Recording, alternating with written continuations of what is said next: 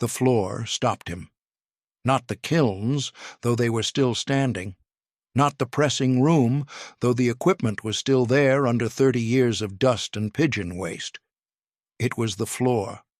120 years old, still level, still locked together, blue and cream and terracotta in patterns that had not been made by any living hand in 6 decades. The man who stood on it that first morning had pressed tiles like these at the age of 17. He had not pressed one since a factory closure notice went up on a Monday and came down the following Friday with the gates locked behind it. That was 18 years ago.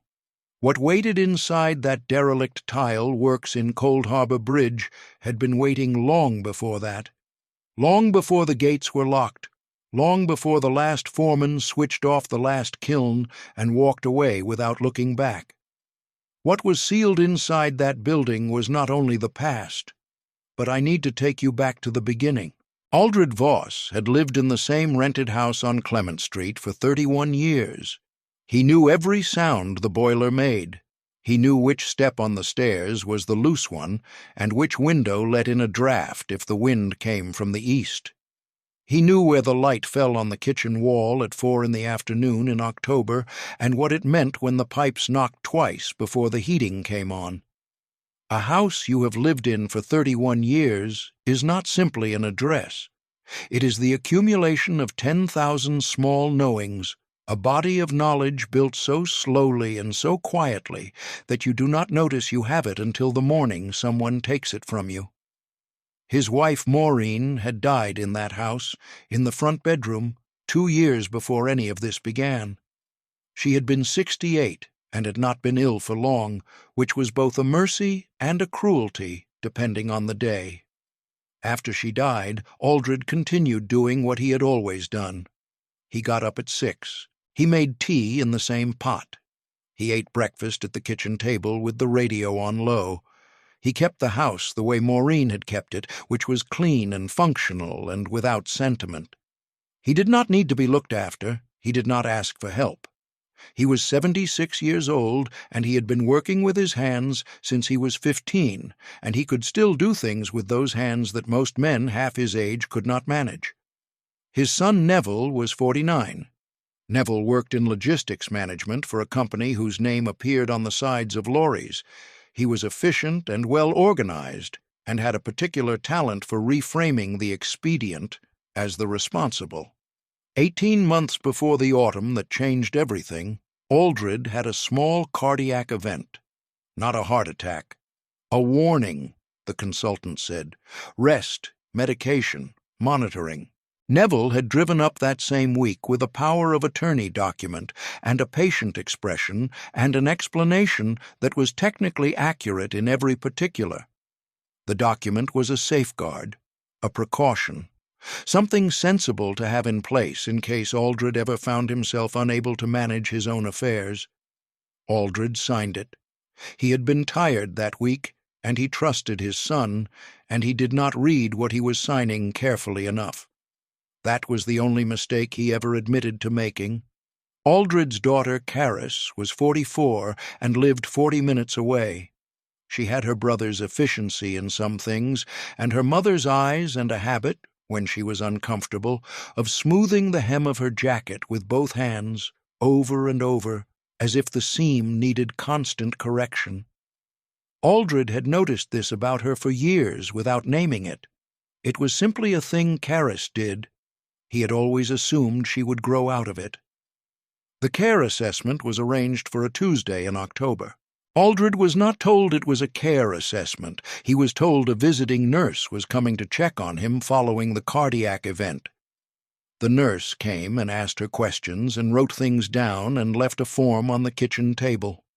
She was professional and not unkind, and Aldred answered her questions honestly and saw her out and thought nothing more of it. The following Sunday, Neville and Caris arrived together. Aldred had soup on the stove and had been expecting them for lunch. He knew before either of them spoke that lunch was not why they had come. He knew it the way you know a thing in a house you have lived in for 31 years, from a shift in the quality of the silence when the door closed, from the way neither of them sat down immediately. Neville had a folder. He set it on the kitchen table and opened it with the manner of someone who has rehearsed this moment and is executing it cleanly. The care home was called Meadowview. It was in a town 22 miles away. It had been assessed and rated, and Neville had visited personally and spoken to the manager. It was described as temporary, a transition, a sensible precaution, while they arranged something more permanent closer to home. Neville used the phrase for the time being 4 times in 10 minutes.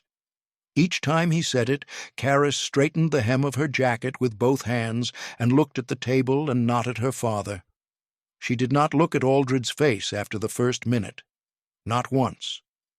Aldred asked one question. He asked whether this was his choice. Neville said that of course it was his choice, and that the power of attorney was a safeguard, not a directive, and that nobody was forcing anything. He said it in the tone of a man who has already arranged the taxi. Aldred looked at his son for a moment. Then he stood up from the table. He walked down the short hall and out through the back door to the garage. Neville followed him and said there was no need to worry about any of that now, that everything would be looked after, that he could come back for the rest of his things whenever it suited. Aldred opened the garage door. On the shelving along the left wall were 31 years of organized tools, jars of fixings sorted by size, folded cloths, a fold-down pressing bench he had built himself from 2 pieces of scaffold board and a piano hinge, a set of wooden depth guides he had turned on a borrowed lathe in the 1980s. On the floor beside the bench was a metal toolbox, dark green, the clasp replaced twice. Aldred picked it up. Neville said the taxi would be here in 20 minutes, and there really was no room for a great deal at Meadowview. Aldred carried the toolbox to the front door and set it down. He went back for his coat, which was hanging on the peg at the bottom of the stairs, where it had hung for 20 years. He did not say anything else to Neville. He said goodbye to Caris, who was still at the kitchen table with her hands in her lap. She started to say something and stopped and smoothed her jacket again and said she would come and visit soon. Aldred nodded and picked up his toolbox and stood at the front door and waited for the taxi. Inside the toolbox, wrapped in a piece of Hessian sacking in the corner under the smaller tools, was a single encaustic tile, 4 inches square, deep blue and cream. A Tudor rose pressed into a 2-color inlay, the pattern crisp after nearly 60 years because encaustic tile does not age the way other things age. The color is in the clay, not on the surface. It does not fade. It does not peel. The first tile Aldred Voss had ever made, at 17 years old, in the first week of his apprenticeship at the Cold Harbor Bridge Encaustic Works. The foreman, a man named Arthur, whose surname Aldred would not learn until much later, had held it up and looked at it and said, "Not bad for a first pressing, lad," and handed it back. Aldred had carried it in that toolbox through 40 years of work and 1 factory closure, and 31 years in a house on Clement Street, and he was carrying it now. The taxi came. Aldred got in. He did not look back at the house. Meadowview was clean. The staff were professional and the meals were regular, and Aldred was polite to everyone he met. He sat in the communal lounge when the lounge was in use, and he ate in the dining room and thanked the nurses when they brought his medication. He did not complain. He did not make trouble. He watched the other residents and understood what he was looking at, and understood that he was not it, not yet, and that the distance between himself and it was measured in money and time, and that both of those were running. He counted his money every week on the edge of his bed. The calculation was simple and did not improve on repetition. Meadowview cost £940 a week. Aldred had his state pension, which covered less than 1/3 of it. He had savings from a life of careful and unspectacular spending. The savings would last 9 weeks if nothing else went wrong, and something always went wrong. He gave himself 9 weeks and did not give himself 10. In the fourth week, he asked a member of staff if he could use a computer in the activity room. He spent 2 hours on a property auction website, not browsing, not exploring, but working through the listings with the systematic attention of someone who has a specific problem and a finite window in which to solve it. He made notes on a piece of paper in the small handwriting of a man who has spent his life recording precise measurements. In the 8th week, he attended the auction by telephone, sitting in the activity room with a staff member named Helen, who held the phone for him and read the lot numbers aloud when they came up. Helen did not know what she was participating in. She thought she was helping an elderly gentleman bid on a modest property lot. She told him afterward that she hoped it went well, and Aldred thanked her and walked back to his room and sat down on the edge of the bed, and was very still for several minutes. Lot 47. The former Voss Encaustic Works, Canal Lane, Cold Harbor Bridge.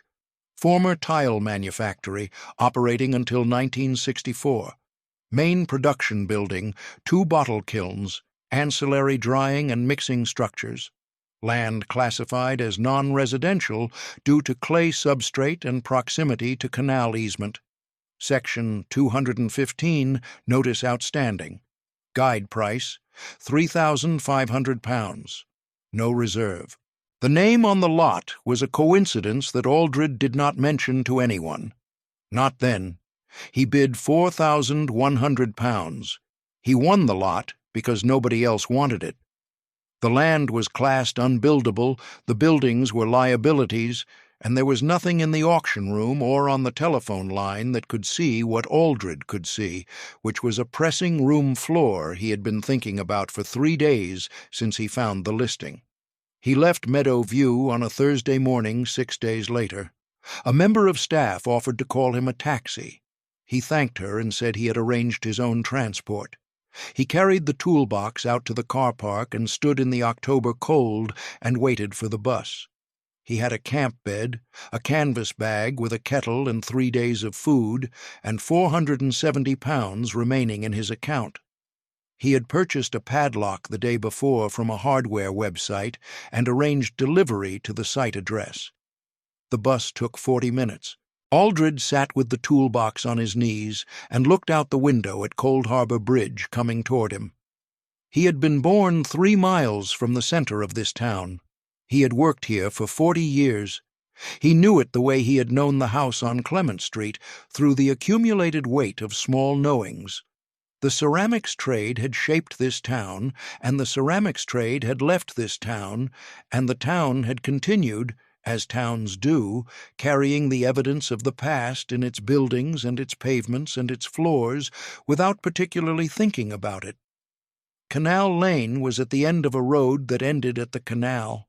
The tile works was behind a timber hoarding that had been up for so long that the lower boards had begun to split, and the whole structure had taken on the gray pallor of long-abandoned things.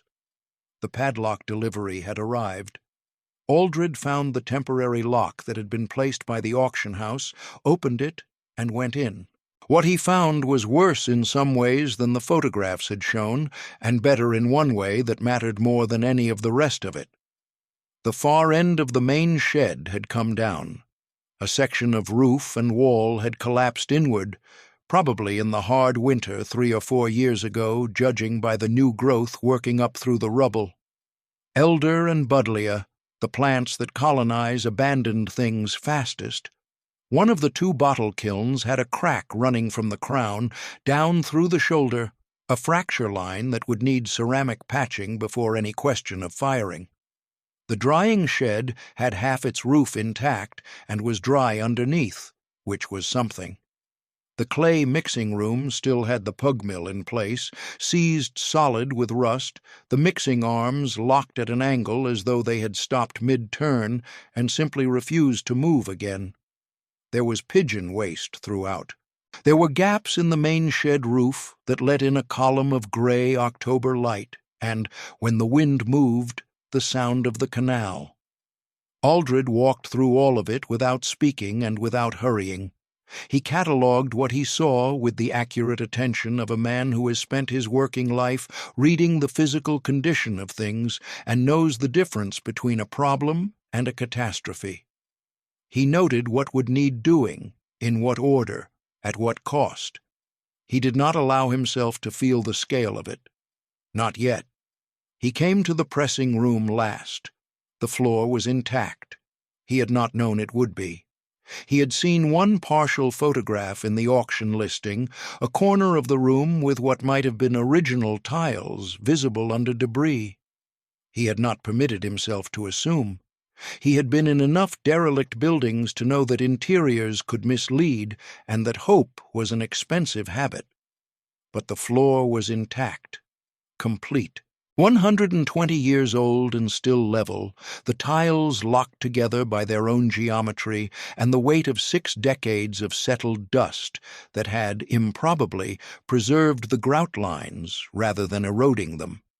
Blue and cream and terracotta, Tudor rose panels in the corners, fleur-de-lis field pattern across the center, geometric border running the full perimeter, the full working vocabulary of Victorian encaustic tile, every design made in this room, on presses like the one still standing against the far wall beneath its shroud of dust and compacted pigeon feathers. Aldred stood on the floor. He stood in the middle of it, in the space between the press and the door, and did not move. He was not sentimental about it. He would have told you that himself and meant it. He was a man who had worked with his hands for 60 years and had learned early that sentimentality was a luxury that slowed you down and cost you time you could not afford. He knew what this floor was. He knew what it represented in practical terms: a foundation, a starting point, evidence that the building had not been entirely lost. But he stood there for a long time. He slept that first night in the dry section of the drying shed on the camp bed. The temperature dropped to 4 degrees, and he had brought 2 blankets and wore his coat, and was cold, but not dangerously so. In the morning, he made tea on the camp stove and drank it, standing at the entrance to the pressing room, looking at the floor in the early light that came through a gap in the roof above the door. The floor tiles had a particular quality in that light, the blue deeper and the cream warmer than they had appeared the afternoon before. He had pressed tiles like these for 40 years and still could not entirely account for the way Victorian encaustic behaved in the light of different hours. It was one of the things about the craft that he had never felt the need to explain to anyone. He began clearing the floor. On the 3rd morning, a woman appeared at the hoarding gate. She was in her late 60s, wearing a wax jacket and carrying a canvas bag, and she had the manner of someone who had decided to say something difficult and was going to say it efficiently and without apology. Her name, she told him, was Meredith Call. She had been a building conservation officer for the local authority for 26 years before her retirement. She walked past Canal Lane every morning as part of a route she had been walking for 11 years, and she had noticed the change at the gate, and she thought he should know some things. She told him about the Section 215 notice, outstanding 14 months, the enforcement team's position, the 6-month window, the compulsory purchase route if the threshold was not met. She said all of it clearly and in order, and without either softening it or making it more alarming than it was. Then she said she hoped it went well, and she walked back through the gate. Aldred thanked her and went back to work. She came back 3 days later. She stood at the door of the pressing room without announcing herself and watched. He was at the press, which he had freed over 2 days with penetrating oil and patient leverage, working the mechanism through its range of motion in careful increments until the resistance had gone from seizure to stiffness to something approaching function. He was making a test pressing, working without a depth guide, setting the pressure and the bevel by feel, by the resistance in his palms and the sound the clay made under compression. He had learned to work without guides before guides were standard on production presses. 40 years of that specific knowledge lived in his hands, and had not gone anywhere. He lifted the blank and held it to the light.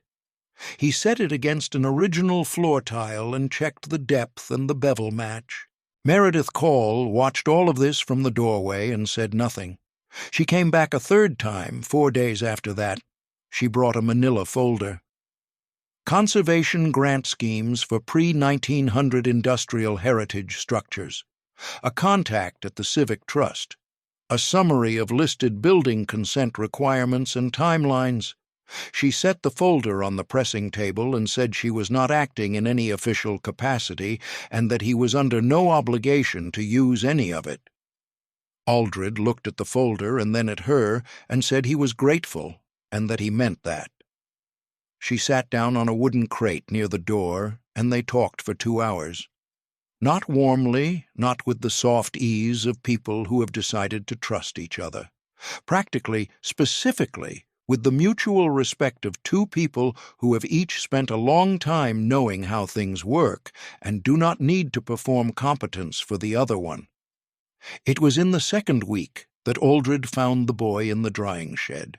He was 19, and his name was Kit, and he was asleep in the driest corner of the drying shed with a backpack under his head and a coat that was insufficient for the temperature. He was thin and had the kind of stillness in sleep that belongs to people who sleep wherever they find themselves and have learned not to be particular about it. Aldred stood in the doorway for a moment. Then he went to the camp stove and made 2 cups of tea and carried one back and left it beside the backpack and went back to the pressing room. Kit appeared at the pressing room door 40 minutes later, holding both cups, one empty and one still warm. He asked if there was anything that needed doing. Aldred told him the south corner of the pressing room floor still had debris on it and showed him where the brushes were and went back to what he was doing. Kit worked for 3 hours. He swept with the careful attention of someone who understood, without being told, that the floor mattered and that the debris should not be treated carelessly. He sorted the broken tile fragments by size and stacked them without instruction. He did not ask questions or make conversation or stop to check whether he was being watched. At the end of the morning, he asked where the bags should go, and Aldred told him and Kit moved them and came back and asked what was next. He was still there in the evening. He was there the following morning. His hostel placement had run out 3 days before he appeared in the drying shed. There was nowhere expecting him, and the drying shed was dry, and the tasks were real, and Aldred Voss did not tell him to leave. He gave him work, and Kit did the work, and that was the arrangement, unspoken and therefore solid in the way that unspoken arrangements between practical people often are. In the weeks that followed, Kit learned the geography of the site the way Aldred had known the house on Clement Street, through daily use, through the accumulation of small knowings. He learned which section of the collapsed end was stable enough to work in, and which was not. He learned how Aldred took his tea and when not to speak, and how to read the state of the clay by the weight of a handful. He was not a trained craftsman, and did not pretend to be, but he was careful and physically capable and had an intelligence that expressed itself in action rather than language, which suited the tile works and suited Aldred. There was one morning in the 4th week when Kit did not appear. He had been there every day, and that morning he was not. Aldred worked until noon, and then made 2 cups of tea and left one outside the drying shed door, and went back to the pressing room. Kit arrived at 2:30 with dried mud on his boots and the particular closed expression of someone who has had a difficult morning with a system that was not designed for them. He picked up the tea, which was cold, and drank it anyway and asked what needed doing. Aldred said the pugmill base needed excavating on the south side for a foundation check. Kit picked up a spade. Nothing else was said about the morning, and it did not need to be. Denny Hale heard through the building trade that the old tile works on Canal Lane was active again. The chain of information was typically unreliable, but the essential fact was correct. Denny was 62 and had spent 33 years as a tile setter on civic and commercial projects across the Midlands, floors and walls and decorative panels on town halls and schools and libraries and swimming baths, work that required the specific knowledge of how encaustic tile behaved under load and over time and in the presence of moisture and heat cycling. That knowledge had no market for the last 7 years. The last firm he had worked for had folded, and the work that remained was cash-in-hand laboring, the kind where you used 2% of what you knew and stood about for the other 98. He arrived one morning at the hoarding gate carrying his tools in a canvas roll and went directly to the north wall, which he had assessed from the pavement for 3 days before deciding the repointing could not wait for the frost. He had the right lime mix in his van. He began without introduction or permission. Aldred came out and watched him for a moment. Denny said, "I'm Denny. That pointing needs doing before the weather turns. I've got the mix." Aldred said, "That's sensible," and went back inside. They did not discuss terms or arrangements. Denny came every day. He worked methodically and without waste, the way a man works when he has been doing something for 30 years and has stopped needing to think about the mechanics of it.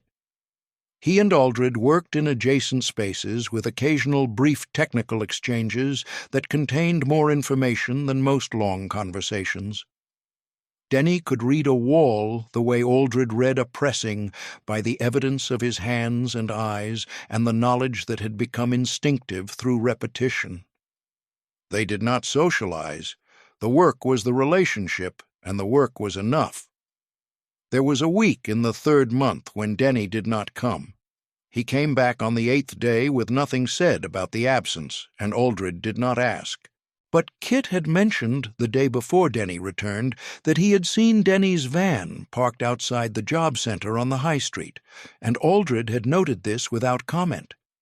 When Denny reappeared, Aldred set him to work on the kiln crown repair preparatory work, which was the most skilled exterior task remaining, and the one that made clearest use of everything Denny knew.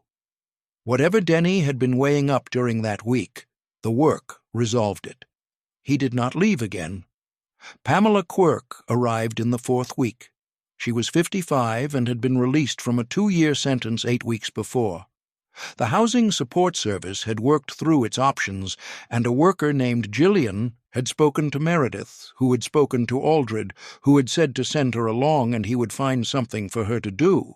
Pamela arrived on a Wednesday morning, lean and direct and wearing steel-capped boots that she had clearly bought specifically for the work, which Aldred noted because it meant something about her intentions. She asked what needed doing, and he told her about the rubble in the collapsed section, and she went to work. In the 1st week she moved 4 tons of rubble by hand, filling skips that Meredith had arranged through a council contact. She worked without stopping except for tea, and did not talk about herself, and nobody asked her to. She ate her lunch sitting on a crate outside the drying shed, and looked at the canal and did not appear to need conversation. What Aldred saw, watching her work, was a person who needed to be physically tired at the end of each day and needed the tiredness to have been earned by something real. He recognized that need without needing it explained. The satisfaction of physical work that produces a visible result is not a complicated thing, but it is not a universal thing either, and it is recognizable when you see it in someone who has been deprived of it. She began staying after the main work was done, once the collapsed section had been cleared and her labor had no obvious outlet, to watch Aldred at the press. Not intrusively. She would sit on the crate near the door and watch with the focused attention of someone learning a process. After 2 weeks, she began asking questions, specific questions. Not what is that for in a general way, but what depth guide are you using for the field tiles, and how do you know when the clay consistency is right for the inlay press? Aldred answered each question exactly, without abbreviation and without performance. He was not by nature a teacher, but he was, by long habit, a person who answered a direct question directly. By the 3rd month, she was preparing clay blanks to his specification. By the 5th month, she was pressing field tiles. He accepted them without correction. He did not tell her that. He simply used them. She understood what that meant. If you have made it this far into Aldred's story, hit subscribe, because what happens next is the part I have been waiting to tell you. The pugmill base excavation was Kit's work. He dug carefully because Denny had briefed him about clay substrate behavior and the need to understand what you were cutting into before you went deep. He worked in careful horizontal layers, removing each one fully before starting the next. At 2 feet down, his trowel struck something that was neither stone nor brick. The sound was different, denser, sealed. He called Aldred. It was a crock. Earthenware, salt-glazed, approximately 14 inches tall and 10 inches across, set deliberately into the foundation clay and wrapped in an outer layer of coarser fired clay that had been applied as protection before the whole assembly was buried. The clay plug at the top had been fired in place, which meant it had been sealed before the last kiln firing at the latest, placing it at 1964 or earlier. Possibly decades earlier. The glazed surface was intact. Nothing had got in. Aldred and Kit carried it to the pressing table. Aldred looked at it for a moment. He picked up a cold chisel and began working on the clay plug, slowly, in small increments, because whatever was inside had been placed there by someone who thought it was worth preserving, and it deserved to come out the same way it had gone in. The plug released in one piece. Inside, packed in dry darkness that had not been disturbed in at minimum 60 years, were 3 bundles wrapped in oilcloth. The first bundle was the pattern books, 12 of them, each one a sequence of oilcloth sheets folded and bound with linen tape, showing encaustic tile patterns in precise diagrammatic form, with clay mix notations and depth specifications in the margins. The handwriting was careful and consistent, and the first entry in the first book was dated in pencil, March 1881. This was the original pattern record of the tile works, the working document of a foreman who had catalogued every design the works had ever produced. The name on the inside cover of the first book, written in the same careful hand, was Arthur Voss. Aldred looked at that name for a long time. His grandfather had worked in ceramics. He had been told this as a child. Somewhere in the Midlands was all he had ever been given. He had not known more than that. His grandfather had died before Aldred was old enough to ask the questions that would have mattered. The name on the auction lot had seemed like a coincidence, and he had told himself it was a coincidence, and had been careful not to let himself think otherwise. He had not been right to be careful. The second bundle was the original metal pattern, dies, 12 of them, each one individually wrapped in cloth and coated with a thin layer of grease that had preserved them through 60 years of sealed darkness. They were accurate to the original pattern dimensions. They were usable, all 12 of them, right now, today. The third bundle was the production ledger, linen-covered, handwritten in the same careful script, running from 1882 to 1912. The commissions were recorded in full: client name, pattern specification, quantity, laying date, the name of the tile setter. And, within the first 20 pages, 3 entries that Aldred read twice to be certain he had understood them. The Cold Harbor Bridge, Municipal Bathhouse, Canal Street. The Marlow Street Board School, the Railway Hotel, Station Road. He set the ledger down on the pressing table. Those 3 buildings were still standing. He had walked past all 3 of them on the way to Canal Lane every morning for 4 months. Kit was watching him. Denny had come in from outside when Kit called him and was standing near the door with his arms folded. Pamela had set down what she was doing and was looking at the ledger on the pressing table. Aldred said, "Those floors are still there." He was not speaking to any of them. He was speaking to the room, or to the crock, or to the man named Arthur Voss, whose careful handwriting had been waiting in sealed darkness for 60 years for someone to come and find it. The kiln restoration took 3 months. Meredith sourced a ceramic repair specialist through a conservation contractor contact, a retired kiln technician from Worcestershire who drove up without complaint and spent 4 days on the cracked kiln's crown and shoulder in cold weather, working with the unhurried precision of a man who understood that there was no shortcut to this kind of repair and was not looking for one. The second kiln was structurally sound and required a mechanical service and a new damper mechanism. Denny fabricated the damper from steel plate in a friend's workshop over 2 evenings and fitted it himself. He had never worked on a Victorian bottle kiln before. He spent a week reading before he touched it. By February, the second kiln was at temperature for the first time in 60 years. Aldred lit the firebox in the early morning with Kit and Denny and Pamela standing at the back of the pressing room, watching. He did not make an occasion of it. He built the fire the way the process required and managed the temperature rise through the stages that a cold kiln needed and did not speak much. But when the temperature gauge reached working heat and held there, Denny said, "There it is," quietly, to no one in particular, and nobody disagreed. Then the heat moved through the repaired floor and up through the flue, and the flue produced a sound. It was low, resonant, a bass note somewhere between a tone and a vibration that came from the Victorian flue dimensions and the drawer of the restored damper interacting with the building's particular acoustics. It was not loud. It was the kind of sound you felt through the floor before you heard it through the air. Aldred stood still when he heard it. He had heard it before. He could not have said where or when, and then, after a moment, he could.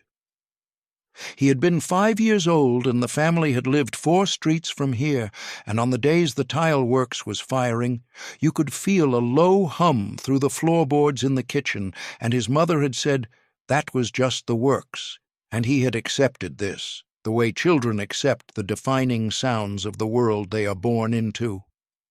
He had been 5 years old the last time the kiln at this address had fired. He was 76 now, and the hum was the same. Within 2 weeks, people began stopping on the pavement outside the hoarding. It was not many at first, and it was not organized. A man in his 70s who stood for several minutes one morning and then walked on, not looking back. 2 women in their 60s who stopped together, and one of them said something to the other and pointed at the hoarding, and they both stood there for a while and then continued. A man who knocked on the gate on a Tuesday morning and introduced himself as Bernard, a retired primary school teacher, and said that his mother had lived on Jessup Street, which was 4 streets away, and had always said you could tell when the tile works was firing because of the sound it made through the floors, a particular low note she had described as the town talking to itself, and that he had not heard that sound since he was 11 years old. He stood in the gate opening and listened for a moment. He did not ask to come in, and Aldred did not invite him in. He thanked Aldred and walked away, and that was all. But he came back the following week with his wife, who had grown up 2 streets in the other direction, and they stood together at the gate for a few minutes, and she said, "There it is," in the same tone Denny had used, and they left. Nobody had written about it. Nobody had posted about it.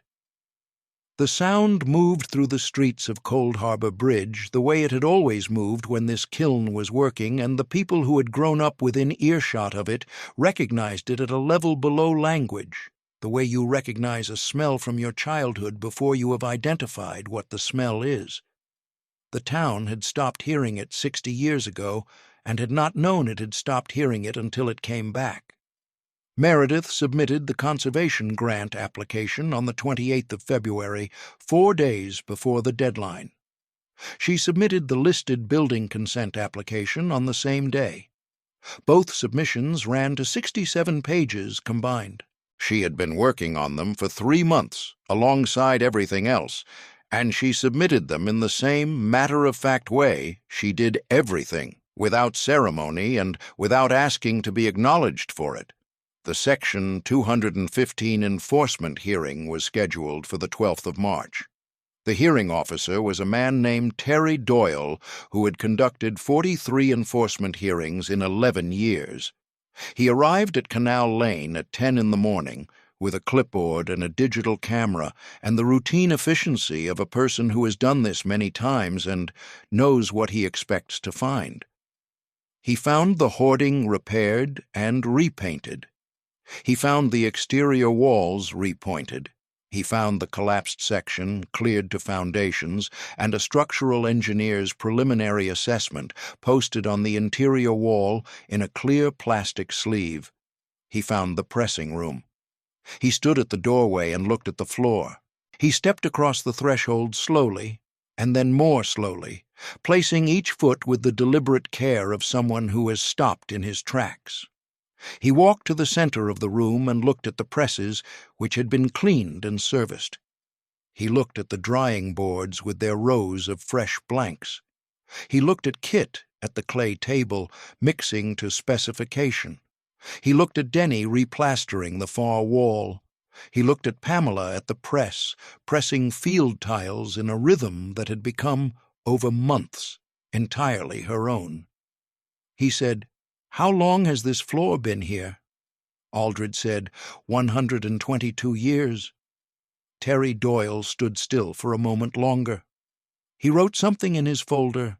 He examined the rest of the site thoroughly and professionally, and shook Aldred's hand at the gate on his way out, and said he would file his report within 5 working days. He walked back to his car and did not look back at the hoarding. The notice was discharged 8 days later. The conservation grant was approved in the 2nd week of April. The listed building designation came through in May. Meredith brought both letters to the tile works on the same morning and set them on the pressing table, and Aldred read them both, standing up, and folded them and put them in the toolbox beside the piece of Hessian sacking. He did not make a speech. He put the kettle on and made 4 cups of tea and brought them out to where the others were working, and that was how the tile works of Cold Harbor Bridge marked the moment when the threat of its ending was officially removed.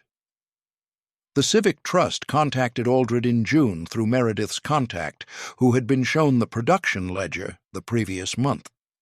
The Trust had taken the ledger entries to the 3 buildings and matched them against the existing floors. All 3 were confirmed as original commissions from the tile works on Canal Lane. The bathhouse entrance hall had a damaged section of approximately 40 square feet, where frost heave had lifted and cracked a run of original tiles over several successive winters. The repair required 400 field tiles, 16 border tiles, and 6 corner pieces. The pattern was in the pattern books. The dyes were on the pressing table. The clay was in the ground. The Marlow Street School contacted him in July. The Railway Hotel in August. Each approach was local and practical and arrived without fanfare. The buildings needed what he made. The ledger had shown them where to find it. The town had been walking across his family's work for 140 years, and the floors were wearing out, and there was one person in Cold Harbor Bridge who could repair them, and he was at the end of Canal Lane. There was no journalist. There was no heritage publication. There was no television program. The buildings themselves constituted the vindication, and it was a vindication on the scale of the actual need, which was the scale of 3 floors in 3 buildings in one town, which was exactly the right size for the life Aldred Voss had made and the work he was equipped to do. Neville arrived on a Thursday afternoon in September. He had not called. He came through the hoarding gate and stopped just inside the entrance. The entrance floor had been relaid in the summer. The original encaustic pattern had been restored and extended, fresh pressings integrated seamlessly with the originals, the junction between old and new invisible to anyone who did not know the floor's history. In the exact center of the threshold, set at the midpoint where every person entering would step, was a single tile, 4 inches square, deep blue and cream, a Tudor rose. Neville stood on the threshold. He looked at the floor under his feet. He looked at the pressing room where Pamela was working. He looked at the drying shed where Kit's light was on in the late afternoon. He could see Aldred clearly from where he stood. Aldred was at the pressing table and did not look up. Neville stood there for perhaps 3 minutes. Then he turned and walked back through the gate. He pulled the hoarding gate closed behind him without slamming it. He did not say anything. He did not apologize or explain or ask how things were going. He walked away, and the sound of his footsteps on the cobbles of Canal Lane faded and was gone. Aldred picked up the next blank from the drying board and set it in the press and brought the bar down. Carris's letter arrived 3 weeks later on a Tuesday. It was a single sheet of paper written in biro on the back of a printed email about a dental appointment, the header of the email still visible in the top margin. The handwriting was careful in the manner of someone who rarely writes by hand, and was trying, this time, to do it properly. She said she was sorry. She said she had known it was wrong and had not said anything, and that she had been smoothing her jacket instead of speaking her whole life, and she was tired of it. She said she didn't know if that explained anything or helped anything, but she wanted to say it properly. She did not ask to come and see him. She did not ask for anything at all. She said she had seen something on the local news about the bathhouse floor and had thought about calling, but thought a letter was better because she could say it right. Aldred read it at the pressing table. He read it twice. He set it face down on the table beside the toolbox and picked up the next blank and went back to work. He kept the letter. The bathhouse delivery was completed at the end of October. 422 tiles, individually wrapped in brown paper and loaded with care into the back of Denny's van. Denny drove them to the bathhouse himself and spent 4 days on his knees on the entrance hall floor, setting them with the patience and precision of a man who has been doing this for 33 years and has not lost a particle of that knowledge in the years since the work stopped. He worked alone. He set the tiles in the original bond pattern, matching the grout joints to the surviving original floor by eye, the way he had matched every floor he had ever laid, through knowledge rather than measurement. He did not use a guideline. He did not need one. On the 5th morning the entrance hall was opened. The floor was complete. The repair was invisible. Visitors to the bathhouse walked across it on the way to the changing rooms and did not slow down or look at their feet. The building manager sent Aldred a photograph taken from the entrance doorway, the full width of the floor, restored and whole, and doing what a floor does. Aldred printed it on the printer Kit had sourced from a recycling center, and pinned it to the wall above the pressing table with a single tack, and went back to work. It was November now. The evenings came early, and the kiln was warm, and the hum rose through the floor at temperature the way it always had. Kit had started a part-time ceramics course at the Further Education College, 2 mornings a week, sitting in a classroom for the first time since he had aged out of a system that had never quite known what to do with him. He worked the rest of the time at the tile works. He was 19 years old and had been trusted, in the past several months, with tasks that required genuine precision and had met that trust without exception. And this fact was changing something in him at a level that did not yet have a name. Denny came every day. He had stopped looking for other work. The tile works had a school commission beginning in January and a hotel commission in the spring, and there was enough in that to constitute a future, and Denny Hale, at 62, had not had a future in his own trade for 7 years, and was not going to let this one go without a reason. Pamela pressed tiles and asked no questions about what came next. The work was real, and the days were long, and she was good at this, specifically and demonstrably good, and that was not a small thing. It was not a small thing at all. On a Tuesday evening in the third week of November, Aldred was alone at the pressing table. The others had gone for the day. The kiln was at the end of its cooling cycle, and the hum was fading as it always faded, dropping through lower and lower registers, felt more than heard, until it disappeared entirely. Aldred pressed the last tile of the day, a plain terracotta field tile, two-color inlay, 4 by 4 inches. He lifted it from the press and checked the depth and the bevel by hand, and set it on the drying board. He did not look at it again. The work was done, and the tile would be what it was going to be. He stood up and put on his coat. At the entrance, he stopped. He looked at the floor.